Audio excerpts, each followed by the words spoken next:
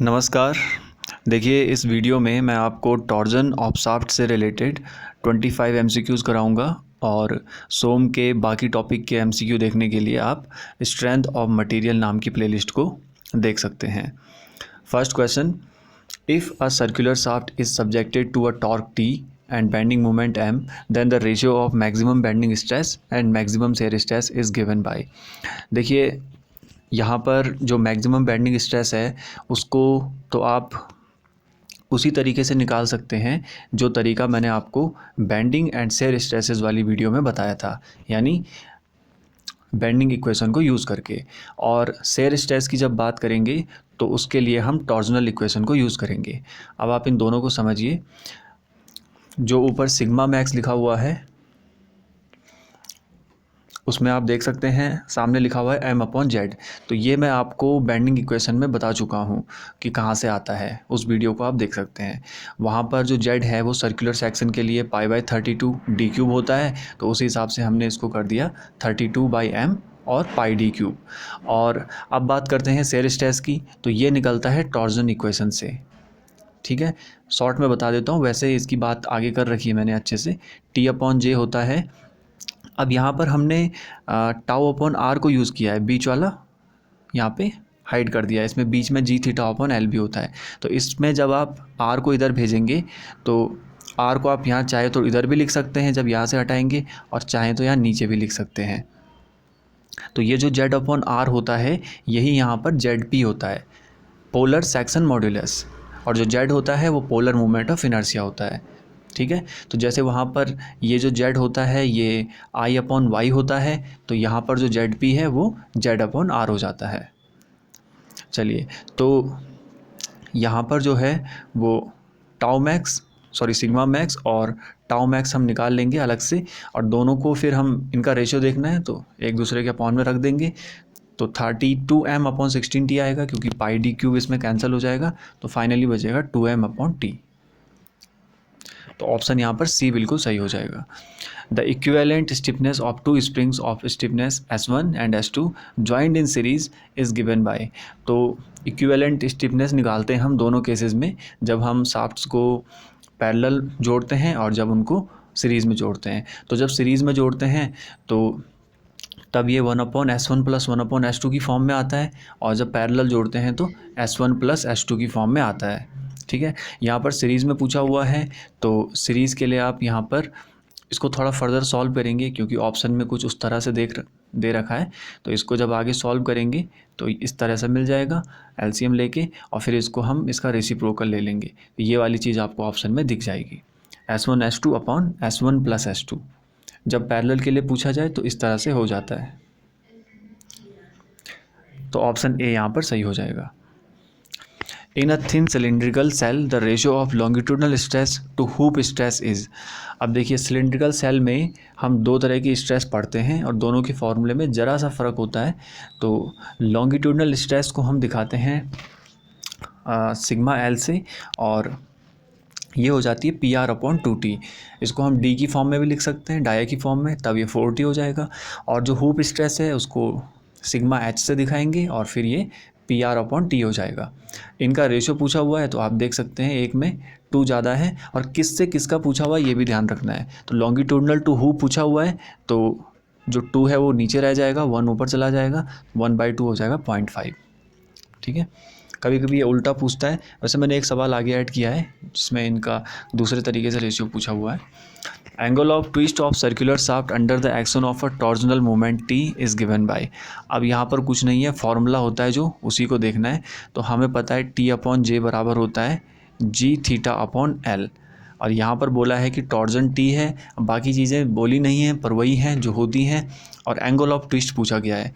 तो ये थीटा जो है ये होता है एंगल ऑफ ट्विस्ट, T हमें टॉर्जन दे रखा है, J होता है polar moment of inertia, G होता है शेयर मॉड्यूलस, जिसको हम मॉड्यूलस ऑफ रिजिडिटी भी कहते हैं, और N से भी लिखा जाता है कई बार इसे, और L तो लेंथ हो जाती है शाफ्ट की। तो यहाँ से अगर हम थीटा को एक तरफ करें तो ये हो जाएगा TL/GJ। तो TL/GJ आपको ऑप्शन बी में मिल जाएगा। Two shafts of same length and material are joined in series. If the ratio of their diameters is 2, then the ratio of angle of twist will be. आप देखिए यहाँ पर लिखा हुआ है कि इन्हें सीरीज़ में जोड़ा गया है. हम इसके प्रॉपर डेरिवेशन करते हैं जब शाफ्ट को पैरेलल जोड़ा जाता है और जब उन्हें सीरीज़ में जोड़ा जाता है. तो जब सीरीज़ में जोड़ा जाता है तो उसके अलग फार्मूला निकल के आते हैं, पर उससे पहले आपको ध्यान क्या रखना है, यहाँ पर सेम लेंथ एंड मटेरियल लिखा हुआ है. अब इसका क्या मतलब है अभी समझ में आ जाएगा. डाया एक का दूसरे के मुकाबले ज़्यादा है, 2 गुना है. तो देखिए कुछ इस तरह से सीरीज़ में जुड़ती हैं शाफ्ट. डायग्राम में आप देख सकते हैं एक तरफ फिक्स एंड है, एक शाफ्ट जुड़ी हुई है, फिर अगली जो है उसका डाया आधा है पहली वाली से. लेंथ यहाँ पे दोनों की मैंने सेम कर दी है, अलग भी हो सकती है पर यहाँ पे बोला गया है सेम है. तो देखिए जो टॉर्जनल इक्वेशन से हम थीटा निकालते हैं TL/GJ जो अभी हमने देखा था, तो इसमें क्या होता है सीरीज़ में, इस चीज़ को आप ज़रा ध्यान से सुनिएगा. सीरीज़ वाले केस में जो थीटा है वो अलग अलग होता है, यानी दोनों शाफ्ट में जो एंगल ऑफ ट्विस्ट आएगा वो अलग आएगा, लेकिन जो टॉर्जन आएगा वो सेम आएगा. जबकि पैरेलल में अलग होता है. पैरेलल में जो थीटा है वो सेम होता है, दोनों के लिए थीटा यूज़ करते हैं, और पैरेलल में जो टी होता है वो अलग होता है, इसलिए वहाँ पर T1 T2 लिखते हैं और थीटा को थीटा ही लिखते हैं दोनों में. ठीक है, वापस सीरीज़ पे आ जाइए. तो सीरीज़ में जो है वो एंगल ऑफ ट्विस्ट अलग अलग होता है, यानी ये ज़्यादा घूमेगी या कम घूमेगी, कॉमन सेंस वाली बात है वैसे भी. और टी इनका सेम होता है, जितना टॉर्जन यहाँ लग रहा होगा उतना ही यहाँ लगेगा, उतना ही यहाँ लगेगा, तो इसलिए सेम हो जाता है. ठीक है, बाकी जो जनरल फार्मूला है वो हम इस तरह से लिखते हैं दोनों के लिए. ठीक है, ये पहली वाली के लिए इधर और ये वाला इधर दूसरी वाली के लिए जो फिक्स एंड पे है.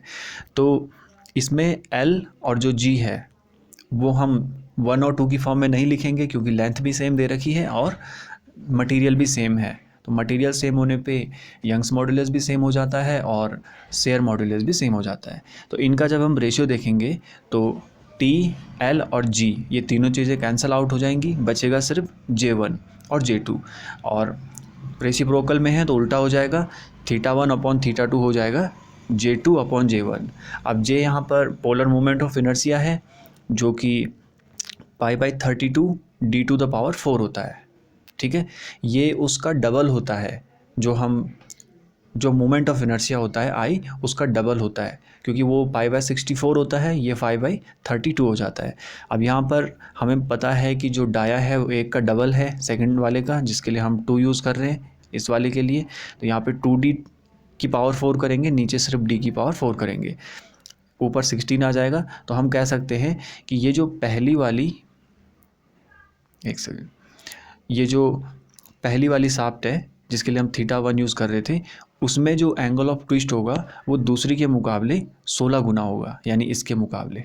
ठीक है, अगर मान लेते हैं इसमें 1 रेडियन का ट्विस्ट आ रहा है इस वाली में, तो इस अगली वाली में 16 रेडियन का ट्विस्ट आएगा. ठीक है, इतना ज़्यादा नहीं आता है पर मैंने आपको एग्जाम्पल के लिए बताया. तो 16 यहाँ पे बिल्कुल सही आंसर हो जाएगा.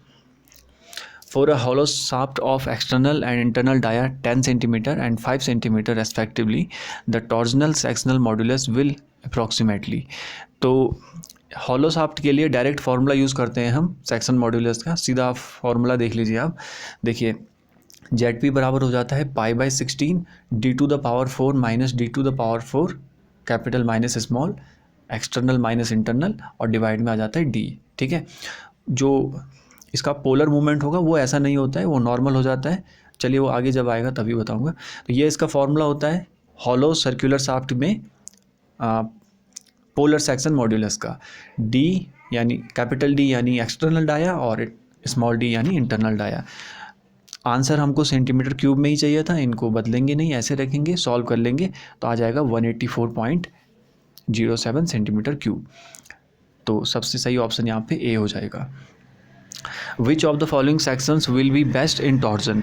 तो टॉर्जन में हॉलो सर्कुलर सेक्शन जो है वो बेस्ट माना जाता है. ऑप्शन बी यहाँ पर सही होगा. If a closed coiled helical spring absorbs 30 Newton mm of energy while extending by 5 mm, its stiffness will be. तो इन चीज़ों में रिलेशन होता है एनर्जी में जो एक्सपेंशन हो रहा होता है वहाँ पे, इलोंगेशन, और जो स्टिफनेस होती है। फार्मूला होता है हाफ kx² बराबर जो एनर्जी होती है, एनर्जी का फार्मूला होता है। एनर्जी हमें 30 दे रखी है, यूनिट्स की कोई प्रॉब्लम नहीं है यहाँ पे, mm वगैरह में ही दे रखी है, आंसर भी उसी में आ जाएगा। तो और x जो यहाँ पे डिफॉर्मेशन होता है, k होती है स्टिफनेस, तो k हमें निकालना है, बाकी चीज़ें दे रखी हैं। तो k बराबर आ जाएगा 2.4 जब सॉल्व करेंगे। तो ऑप्शन इसके हिसाब से जो नियरेस्ट है वो 2 हो जाएगा। ठीक है। A circular shaft fixed at A has dia D for half of its length and diameter d/2 over the other half. What is the rotation of C relative to B if the rotation of B relative to A is 0.1 radian. अब देखिए ये सवाल मैंने अभी आपको कराया था, इसको आप यहाँ से देखिए, जो फिक्स्ड एंड पे है शाफ्ट उसका डाया है D, और फिर जो अगली उससे जुड़ी हुई है उतनी ही लेंथ पे उसका डाया है d/2। तो सेम केस हो गया कि इधर वाली का डाया 2 गुना है जो फिक्स पे है, और एक का हमें रोटेशन दे रखा है, दूसरे का पूछ रखा है। अब किसका दे रखा है, देखिए C to B का पूछ रखा है, यानी जो फ्री हैंड वाली है उसका पूछ रखा है, और B to A वाली का दे रखा है 0.1 रेडियन। तो मैंने आपको अभी बताया था कि इसका रोटेशन हमें दे रखा है 0.1 रेडियन और इसका बताना है। तो अभी हमने अच्छे से इसको समझा कि ये कहाँ से आता है। हमने ये भी देखा कि जो फ्री एंड पे है उसका रोटेशन फिक्स वाली के मुकाबले 16 गुना होगा अगर लेंथ सेम है, मटेरियल सेम है, और फिक्स वाली का डाया फ्री वाली के डाया से 2 गुना है। ये कंडीशन है यहाँ पर, हर बार नहीं होगा 16। ठीक है, तो 16 होगा, तो जस्ट आप इस जो चीज़ दे रखी है इसको 16 टाइम कर दीजिए, अगर आपको ये लाइन समझ में आती हो तो। ठीक है, तो ये हो जाएगा 1.6 रेडियन, 16 का मल्टीप्लाई कर देंगे इसमें। A shaft rotating an RM under a torque T transmits a power of T pi n by 30 newton meters पर सेकेंड। अच्छा देखिए यहाँ पर पावर ट्रांसमिशन का फॉर्मूला पूछा हुआ है, इसको आपको मैं समझा देता हूँ एक बार अच्छे से, क्योंकि इससे रिलेटेड आगे न्यूमेरिकल ऐड किए गए हैं। देखिए इसका फॉर्मूला जो है, ये छोटा सा डेरिवेशन होता है इसका, पर आप सीधा फॉर्मूला समझ लीजिए। इसका फॉर्मूला वैसे निकल के आता है 2 pi n t। अब ये जो n होता है, ये इसकी ऐसा यूनिट तो होती है रोटेशन पर सेकंड, लेकिन जब हम न्यूमेरिकल करते हैं तो क्वेश्चन में हमें जो n की वैल्यू दे रखी होती है वो ज़्यादातर RPM में दे रखी होती है। ठीक है, इस चीज़ को आप दोबारा सुन लीजिए, जो हमें n चाहिए होता है ऐसा यूनिट में वो पर सेकंड में चाहिए, रोटेशन पर सेकंड में। हम पढ़ते हैं इसको, हमने फिजिक्स में कई बार पढ़ा है इससे पहले भी, फ्रीक्वेंसी है ये बेसिकली। तो ये पर सेकंड में चाहिए होती है, और क्योंकि जो क्वेश्चन होते हैं सारे उनमें ये RPM में दिया होता है, आपने देखा होगा मैकेनिकल का टॉपिक है ये वैसे शाफ्ट, तो इसमें सारी चीज़ें RPM में चलती हैं। तो हर बार हमको ये कन्वर्ट ना करना पड़े, इसलिए हम फॉर्मूले में ही 60 का डिवाइड कर देते हैं। यानी अब जब हम न्यूमेरिकल करेंगे तो n की वैल्यू जो हमें RPM में दे रखी है उसको उतना ही रखेंगे, और 60 क्योंकि हम फॉर्मूले में पहले ही लगा चुके हैं तो ऑलरेडी हमारा आंसर जो है वो ऐसा यूनिट में ही आएगा। यानी पावर का निकाल रहे हैं तो पावर जो है अपने आप वाट में आ जाएगी। ठीक है, तो ये इसका फॉर्मूला है। अब आप देख सकते हैं कौन सा ऑप्शन सही है। यहाँ पर 2/60 को सीधा 30 कर दिया है उन्होंने, और दूसरी चीज़ जो है वो ये है कि मिनट वाले ऑप्शन गलत हो जाएंगे, क्योंकि मैंने आपको बता दिया जब हमने इसको 60 से डिवाइड कर दिया है तो ये सेकंड में कन्वर्ट हो चुका है अपने आप। ठीक है, तो न्यूटन मीटर पर सेकंड हो जाएगा इसका सही ऑप्शन, ऑप्शन ए। वीडियो आपको लाइक करनी है ये, अगर आपको सही लग रही है, पसंद आ रही है। ठीक है, which of the following terms represent the torque corresponding to a twist of 1 radian in shaft over its unit length. Unit length की बात हो रही है और 1 रेडियन की बात हो रही है। देखिए इस सवाल को करने के लिए आपको इतना समझ में आना चाहिए कि कौन कौन सी चीज़ें दे रखी हैं। ठीक है, टॉर्सनल इक्वेशन यूज़ होगी यहाँ पर। एंगल ऑफ ट्विस्ट 1 रेडियन दे रखा है, लेंथ 1 यूनिट दे रखी है, तो ये दोनों चीज़ें हट जाएंगी जब हम इनकी जगह 1 रखेंगे। टी बराबर हमें मिल जाएगा GJ। ठीक है, और ये होती है टॉर्सनल रिजिडिटी। जिस तरह से EI होती है फ्लेक्सुरल रिजिडिटी, तो उसी तरह से GJ हो जाती है टॉर्सनल रिजिडिटी। E की जगह G आ जाता है और I की जगह J आ जाता है, यानी यंग्स मॉड्यूलस की जगह शेयर मॉड्यूलस, और मोमेंट ऑफ इनर्शिया की जगह पोलर मोमेंट ऑफ इनर्शिया आ जाता है। तो ये दोनों काफ़ी रिलेटेड हैं और ये डायरेक्ट भी सवाल पूछा जा सकता है कि बताइए इनमें से टॉर्जनल रिजिडिटी कौन सी है, ठीक है। तो ऑप्शन बी यहाँ पर सही हो जाएगा। Two shafts having same length and material joined in series and subjected to a torque of 10 kilo newton metre, if the ratio of their diameter is 2:1 then the ratio of their angles of twist is. अब देखिए ये सवाल तो मैं आपको वैसे करा चुका हूँ और वही बोला जा रहा है इसमें कि जो डाया का रेशियो है वो 2 गुना है पहली वाली के, तो इनका रेशियो बताओ एंगल ऑफ ट्विस्ट का। पर यहाँ पर ये सवाल जिस तरह से पूछा गया है, अभी हमने जो 2 सवाल किए इससे रिलेटेड वो कुछ इस तरह से थे कि पहले वाले में तो आपने देखा ऑप्शन थे 2, 4, 8, 16 करके, तो डेफिनेटली 16 ही उसमें सही ऑप्शन होगा। पर यहाँ पर क्या कर दिया गया है, एक ऑप्शन दे दिया 16:1, एक दे दिया है 1:16, ठीक है। तो यहाँ पर मेरे हिसाब से इसमें हमें उसी फॉर्म में चलना चाहिए जिस फॉर्म में चीज़ें दे रखी हैं। तो डाया जो है वो 2:1 दे रखा है, तो 2:1 कब होता है, ये पहली वाली का 2 होता है, इसका 1 होता है।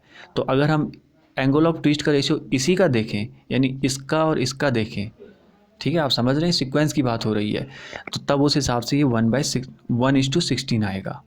अगर आप इससे इसका देखेंगे तब तो 16:1 आएगा, पर अगर हम इससे इसका देखेंगे, ठीक है, 1, 2 करके बोल देते हैं, इसको 1 मान लेते हैं, इसको 2 मान लेते हैं। अगर 2 से 1 का देखेंगे आप, जैसा कि क्वेश्चन में दे रखा है जिस फ्लो में, तब तो 1:16 आएगा, और 1 से 2 का देखेंगे तो 16:1 आएगा। ये मैं आपको समझा चुका हूँ पहले से ही। तो यहाँ पर डी ऑप्शन सही होना चाहिए क्वेश्चन के फ्लो के हिसाब से, ऑप्शन डी यहाँ पर सही होगा। The power transmitted by a 75 mm dia shaft at 180 RPM subjected to a maximum shear stress of 60 Nm/mm² is nearly. देखिए ये न्यूमेरिकल होते तो काफ़ी आसान है, पर कैलकुलेटिव है थोड़ा सा। ये आते ही ऐसे एग्ज़ाम्स में हैं जहाँ पर कैलकुलेटर अलाउ होता है, ठीक है, ये ऐसे एग्ज़ाम से लिए गए क्वेश्चन हैं। तो देखिए यहाँ पर मैंने आपको बताया था कि जो n की वैल्यू होगी वो RPM में ही दी होती है जनरली, तो हमें इसमें बदलना नहीं होता है, हम पहले ही फॉर्मूले में 60 रख चुके होते हैं। तो यहाँ पर आपको डाया और से दे रखा है और टाउ मैक्स दे रखा है। तो पावर का फॉर्मूला यूज़ करने से पहले हम क्या करेंगे, हमारे पास टी नहीं है यहाँ पर, और डाया दे रखा है और टाउ मैक्स दे रखा है। तो ये जो डाया है और ये जो टाउ मैक्स है, इनकी मदद से हम पहले टी निकाल लेंगे। अब टी कैसे निकलेगा, टी बराबर ZP इंटू टाउ मैक्स। सबसे पहले सवाल में मैंने इस फॉर्मूले का जिक्र किया था आपसे, तो इसको यूज़ कर लेंगे और Z की जगह π/16 d³ रखेंगे। इसको पूरे को सॉल्व करके हमें टी मिल जाएगा। यहाँ पर आप देख सकते हैं 4.97, ये वाला 4.97 इंटू 10⁻⁴। अच्छा ये 6 आया पहले तो न्यूटन mm में। अब यहाँ पर समझिए थोड़ा सा, देखिए जब हमें टी निकालना था तो उसमें हमें डी और टाउ मैक्स की ज़रूरत थी। तो डी और टाउ मैक्स दोनों में आप देख सकते हैं mm है दोनों में और न्यूटन है। सॉल्व करेंगे तो आंसर हमारा न्यूटन mm में आ जाएगा यहाँ पर, ठीक। इसके बाद जब हम पावर का फॉर्मूला यूज़ करेंगे तो उसमें 2 चीज़ें आती हैं, एक आता है n, दूसरी चीज़ आती है t। अब n को तो हम SI यूनिट में यूज़ कर रहे हैं, हालांकि वो RPM है लेकिन डिवाइड 60 है। तो जब n SI यूनिट में यूज़ हो रहा है तो t भी वहाँ पे SI यूनिट में होना चाहिए। तो न्यूटन mm को हम वैसे ही नहीं लिखेंगे, उसको न्यूटन मीटर में कन्वर्ट करेंगे। तो इसलिए 10⁶ क्या हो जाएगा, 10�3। ये यहाँ पर समझने वाली चीज़ है। जो पिछले 20 सेकंड मैंने बोला ये आपको अच्छे से समझना है यहाँ पर, नहीं तो ये सवाल गलत हो जाते हैं काफ़ी हद तक। अब हम n और t दोनों को SI यूनिट में यूज़ कर लेंगे और फिर हमारा p निकल के आ जाएगा। अच्छा 1000 से और डिवाइड कर लिया यहाँ पे, क्योंकि आंसर किलोवाट में बताना था हमें, तो उसकी कोई प्रॉब्लम नहीं है, ठीक है। और बाद में भी कर सकते हैं, पहले भी कर सकते हैं। तो आंसर आ जाएगा 72.86। तो नियर ऑप्शन क्या हो जाएगा, 73 किलोवाट। चलिए एक और सवाल है उसी के जैसा, अब इसमें देखते हैं। देखिए 80 डाया दे रखा है, पावर इसमें दे रखी है हमें 100 किलोवाट, और जो रेट है घूमने का फ्रीक्वेंसी वो दे रखी है 200 RPM। इसमें हमें शेयर स्ट्रेस पूछा हुआ है। अब इस सवाल को भी आप समझिए तो काफ़ी चीज़ें क्लियर हो जाएंगी फिर से। गिवन डेटा क्या है, डाया है 80 mm और RPM दे रखी है फ्रीक्वेंसी 200 RPM। पावर को हमने SI यूनिट में कन्वर्ट कर लिया है, मैंने आपको बताया था इस फॉर्मूले में SI यूनिट में ही रखना सारी चीज़ों को। तो जब n RPM में होगा यानी सेकंड में अपने आप हो जाएगा वो डिवाइड बाय 60 से, और जो t है वो हमें यहाँ पे निकालना है। तो उसके लिए क्या चाहिए कि जो p है जो 100 किलो वाट है उसको वाट में बदल दीजिए, यानी 10⁻³ की मल्टीप्लाई कर दें उसमें, और जो n है उसको तो वैसे ही रखना है क्योंकि 60 अपने आप आ जाता है उसके डिवाइड में। इसको सॉल्व करके जो t मिलेगा वो न्यूटन मीटर में मिलेगा। ऑब्वियस सी बात है, ऐसा यूनिट में मिलेगा। पर अब जो हम आगे टाउ निकालेंगे, पिछले सवाल से उल्टा है ये सीधा, ठीक है। अब यहाँ पर जो टाउ निकालेंगे वो T/ZP से निकालेंगे। अब जो Z है और जो Z है उसमें जो D है वो mm में है, ठीक है, उसका क्यूब होता है, तो उसको mm में ही रहने देते हैं, और जो T है उसको mm में बदल देते हैं यहाँ से।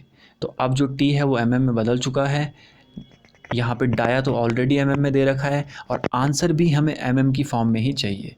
तो इसलिए बेहतर क्या था कि इस T को ही यहाँ पर mm में बदल दिया जाए, ठीक है, जैसा कि कर भी रखा है। तो अब हम इसको फर्दर सॉल्व करेंगे। D की जगह रखेंगे π/16 d³, जो कि सर्कुलर शाफ्ट के लिए पोलर सेक्शन मॉड्यूलस होता है, ठीक है। और सॉल्व करेंगे, फिर ये कैलकुलेशन है थोड़ा सा, जैसा कि मैंने बताया ये ऐसे एग्ज़ाम में आता है जहाँ कैलकुलेटर अलाउड होता है। तो यहाँ से टाउ निकल के आ जाएगा 47, 49, जो कि लगभग हो जाएगा 48, ठीक है। If a shaft is turning at n rpm and the mean torque to which the shaft is subjected is t newton metre, the power transmitted by the shaft is, देखिए यहाँ पर दे रखा है ना सारा, ये ऐसा यूनिट में दे रखा है, ये दे नहीं रखा है पर मैं आपको समझा चुका हूँ इसका क्या मसला है, ठीक है। और ये किलोवाट में है तो इसका यहाँ पे अपना हिसाब हो जाएगा। तो अभी हम पढ़ते हैं ना 2π/T/60, तो 60 की जगह 60,000 हो जाएगा बस, क्योंकि किलोवाट में बोला गया है, 1000 का डिवाइड और कर लेंगे। ऑप्शन बी बिल्कुल सही है यहाँ पर। इस solid shaft rotating at 180 rpm is subjected to a mean torque of 5000 newton metre, what is the power transmitted by shaft in kilowatt. अब ये सवाल काफ़ी सिंपल है, 13 और 14 जैसा नहीं है। यहाँ पे आपको n दे रखा है, t दे रखा है, दोनों उसी यूनिट में दे रखे हैं जिसमें हमें चाहिए, ठीक है। तो सॉल्व कर लेंगे, सीधा इसको p का फॉर्मूला अप्लाई करेंगे, 1000 से डिवाइड और कर लेंगे क्योंकि किलोवाट में चाहिए, और पाई को नहीं छेड़ेंगे क्योंकि आंसर पाई में चाहिए, 30 पाई आ जाएगा इसमें, ठीक है। Two steel shaft A and B are used for transmitting power. The ratio of revolutions of shaft is NA/NB is 2. हाँ, यहाँ 2 होना था पहले, फिर इन अदर वर्ड्स लिखा हुआ है यहाँ पे। The ratio of torque on shaft, फिर यहाँ पे कैसे लिखा हुआ, in other words TA/TB is, हाँ अच्छा ठीक है, ये जो चीज़ लिखी हुई है इसी को हम शॉर्ट में ऐसा लिख सकते हैं, ऐसा बोला गया है, ठीक। तो NA/NB यहाँ पर 2 है, यानी रिवॉल्यूशन का रेशियो 2 है, और टॉर्क का रेशियो जो है वो 1/2 है। पावर का बताना है, पावर का क्या रेशियो होगा। तो देखिए कितना सिंपल क्वेश्चन है, हम पढ़ते हैं ना 2π/NT होता है, अपॉन में 60 भी होता है। अब जो N1 N2 का रेशियो है वो 2 है, और जो T1 T2 का रेशियो है वो 1/2 है, दोनों साथ में मल्टीप्लाई में है, तो कोई फ़र्क नहीं पड़ेगा, पावर में बराबर पड़ जाएगी बात। आप चाहें तो रेशियो निकाल के देख लीजिए, क्योंकि दोनों एक ही जगह पे हैं साथ में, तो 1 आ जाएगा पावर का ratio. A shaft turns at 150 rpm under a torque of 1500 newton metre, power transmitted is. Same question दोबारा है ताकि आपको कॉन्सेप्ट क्लियर हो जाए। रोटेशन दे रखा है 150, टॉर्क दे रखा है, दोनों उस यूनिट्स में है जिसमें हमें चाहिए। सॉल्व कर लेंगे, अगेन 1000 से डिवाइड करेंगे क्योंकि किलोवाट में चाहिए, और अगेन पाई को नहीं छेड़ेंगे क्योंकि आंसर पाई में ही पूछा हुआ है। ऑप्शन सी यहाँ पर सही हो जाएगा। If a solid dia 20 cm, length 400 cm and 0.8 into 10⁵ Newton per mm square, when subjected to a twisting movement, produces maximum shear stress of 50 Newton per mm square. Angle of twist बताना है radian में, radian में ही आता है answer जब हम यहाँ पे SI यूनिट्स यूज़ करते हैं। तो देखिए SI यूनिट्स भी यूज़ कर सकते हैं, और जो लेंथ की यूनिट अगर आप एक जैसे यूज़ करेंगे तब भी कोई प्रॉब्लम नहीं, क्योंकि वो कैंसिल हो जाते हैं आपस में, ठीक है। तो यहाँ पर आप देख सकते हैं कहीं सेंटीमीटर कहीं mm है, तो इनको सबको mm में बदल दिया जाए। लेंथ जो 400 सेंटीमीटर है वो 4000 mm हो जाएगी, और जो डाया 200 सेंटीमीटर है वो 20 सेंटीमीटर है वो 200 mm हो जाएगा। जो डेटा दे रखा है और जो पूछ रखा है उसके हिसाब से ये पता लगाया जा सकता है कि यही फॉर्मूला यूज़ होगा। टॉर्जनल इक्वेशन का ये एक पार्ट है, T/J को हटा के, ठीक है। क्यों होगा आप देख सकते हैं, 4 चीज़ें दे रखी हैं, इसमें थीटा पूछ रखा है, तो यही तो है, इसी फॉर्मूले तो आती है चारों 5 चीज़ें। थीटा को एक तरफ कर देंगे, आर को चाहे तो आप आर लिखिए, चाहे D/2 कर दीजिए, और फिर डी को डायरेक्ट 200 कर लीजिए यहाँ पे, बाकी सारी चीज़ें दे रखी है। ये जो जी है यहाँ पे वो एन है यहाँ पे, ठीक है, शेयर मॉड्यूलस एक ही बात है। तो इसको सॉल्व करेंगे, पूरा निकल के आ जाएगा 0.025 रेडियन, ठीक है। जैसा कि मैंने बताया, जो न्यूटन है वो दोनों में न्यूटन है, और जो डिस्टेंस है वो सब में एमएम कर दिया हमने, तो वो सब अपने आप कैंसिल वगैरह होके इसको हम रेडियन में लिख सकते हैं फिर। तो ऑप्शन सी यहाँ पर बिल्कुल सही होगा। In a shaft the shear modulus is not directly proportional to, तो किसके डायरेक्टली प्रोपोर्शनल नहीं होता है। अब यहाँ पर रेडियस है, एंगल ऑफ ट्विस्ट है, तो अब देखिए shear stress tau upon R होता है, और सामने इसमें क्या क्या लिखा हुआ है तो इसका मतलब ये जी थीटा अपॉन एल को लिया जा रहा है यहाँ पे, ठीक है। ऑप्शंस देख के हमने पता लगाया इस चीज़ का। अब इसको करिए एक तरफ, बाकी चीज़ों को कर दिए दूसरी तरफ, तो हम देख सकते हैं ये जी के डायरेक्टली प्रोपोर्शनल है, ठीक है। नॉट बताना है ना किसके नहीं होगा, तो जी के तो हो रहा है ये प्रोपोर्शनल, ठीक है। रेडियस ऑफ शाफ्ट, हाँ तो आर जब इधर जाएगा तो आर के भी ये प्रोपोर्शनल होगा। एंगल ऑफ ट्विस्ट तो ऑलरेडी वहाँ पे है जी के बगल में, इसके भी प्रोपोर्शनल होगा। तो जिन तीन चीज़ों पे गोला कर दिया गया है उनके प्रोपोर्शनल होती है शेयर स्ट्रेस, एल के नहीं होती है, लेंथ के तो इन्वर्सली प्रोपोर्शनल होती है। तो ऑप्शन सी यहाँ पर सही हो जाएगा। वीडियो आपको ये शेयर करना है अपने व्हाट्सएप ग्रुप में, जहाँ पर आपके सिविल इंजीनियरिंग के फ्रेंड्स वगैरह होंगे, ठीक है। इससे वीडियो मेरी सपोर्ट मिलेगा, वीडियो और काम को भी। Pick up the incorrect statement from the following, the torsional resistance of a shaft is directly proportional to. Torsional resistance यानी टॉर्क की बात हो रही है, टॉर्क किसके प्रोपोर्शनल होगा। अगेन यहाँ पे रिजिडिटी ट्विस्ट वगैरह है, तो टी अपॉन जे बराबर लिख लेंगे G theta upon L, all right. तो जी के डायरेक्टली प्रोपोर्शनल ये होता है, तो ये ऑप्शन नहीं होगा क्योंकि इसमें इनकरेक्ट बताना है ना, स्टेटमेंट सही लिखा हुआ है, टी जी के प्रोपोर्शनल है, ठीक है, पर हमें इनकरेक्ट बताना है। एंगल ऑफ ट्विस्ट के भी प्रोपोर्शनल है, तो ये भी नहीं होगा। रेसिप्रोकल ऑफ लेंथ, तो बात तो वही है, रेसिप्रोकल ऑफ लेंथ के प्रोपोर्शनल कहिए या लेंथ के इन्वर्सली प्रोपोर्शनल कहिए, ये भी है। तो बचा डी मोमेंट ऑफ इनर्शिया। अब देखिए ये जे मोमेंट ऑफ इनर्शिया नहीं है, ये पोलर मोमेंट ऑफ इनर्शिया है, इसके तो प्रोपोर्शनल हो रहा है जब ये इधर जाएगा, लेकिन यहाँ पर लिख नहीं रखा है, यहाँ पे आई की बात कर रहा है, तो ये इनकरेक्ट स्टेटमेंट हो जाएगा फिर option D. The ratio of circumferential stress to the longitudinal stress in the walls of a cylindrical cell due to flowing liquid is। अब ये सवाल मैंने आपको कराया था, बस वहाँ पे क्या था, longitudinal stress to hoop stress था, हुप स्ट्रेस को ही यहाँ पे सर्कमफ्रेंशियल स्ट्रेस बोला जा रहा है, तो उल्टा हो जाएगा। यहाँ पे पिक्चर देख लीजिए आप, वहाँ पे ऊपर नीचे किया हुआ था, पहले लॉन्गिट्यूडनल था, यहाँ पर लॉन्गिट्यूडनल बाद में आ गया है, तो एच अपॉन एल कर देंगे हम यहाँ पे, ठीक है, sigma H upon sigma L. वहाँ पर 1/2 आया था, तो यहाँ पे 2/1 आ जाएगा। चलिए ऑप्शन डी यहाँ पर सही होगा। If D and d capital and small are external and internal dia of a circular shaft respectively, the polar moment of inertia is. तो पोलर मोमेंट ऑफ इनर्शिया की बात हो रही है, देखिए हॉलो सर्कुलर शाफ्ट की बात हो रही है क्योंकि एक्सटर्नल और इंटरनल दे रखा है, ठीक है। तो वैसे तो मैं आपको इस फॉर्मूला बता चुका हूँ, पर मैंने आपको शुरू में कहा था, मैं आपको आगे बताऊँगा कहाँ से आता है। तो देखिए इस केस में क्या होता है कि ये जेड डायरेक्शन की बात होती है, और जेड डायरेक्शन में जब हम इसका मोमेंट ऑफ इनर्शिया निकालते हैं आई जेड, तो वो आई एक्स प्लस आई वाई से निकलता है, जो हम इसकी थ्योरम भी पढ़ते हैं परपेंडिकुलर एक्सिस वाली, ठीक है। तो इन दोनों को हम ऐड कर लेंगे यहाँ पे, और जो π/64 दो बार ऐड होगा वो π/32 हो जाता है फिर, ठीक है। तो ये वो फॉर्मूला है पोलर मोमेंट ऑफ इनर्शिया का हॉलो सर्कुलर शाफ्ट के लिए। और जब मैंने जेड की बात करी थी तो ये जेड में क्या हो गया था, π/16 हो गया था, और डी क्यूब नहीं हुआ था, जो जनरली होता है जब हम पढ़ते हैं सर्कल के लिए, तो डी क्यूब नहीं हुआ था, वो क्या हुआ था, capital D minus small D और डिवाइड में डी था, ठीक है। तो ये फ़र्क है, ये ध्यान रखना है। ये जो पहला फार्मूला है ये है polar moment of inertia for hollow circular shaft, और जो दूसरा है वो है polar section modulus for hollow circular shaft, ठीक है। अब आपके पास अगर ये दो चीज़ें हैं तो आप इसमें बाकी कैलकुलेशन कर सकते हैं, जो टी बराबर लिखते हैं हम sigma into Z, sorry tau into Z करके, ठीक है। तो ऑप्शन डी यहाँ पर सही हो जाएगा, π/32 d to the power 4 minus small d to the power 4।